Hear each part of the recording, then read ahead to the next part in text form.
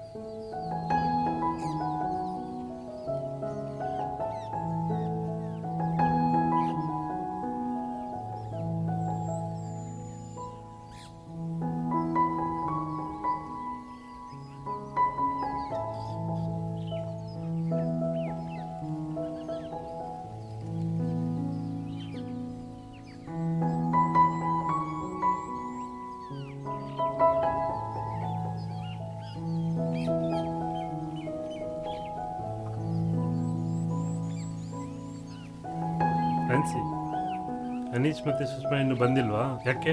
ನಾನು morning room ಹತ್ರ ಹೋಗಿದ್ದೆ.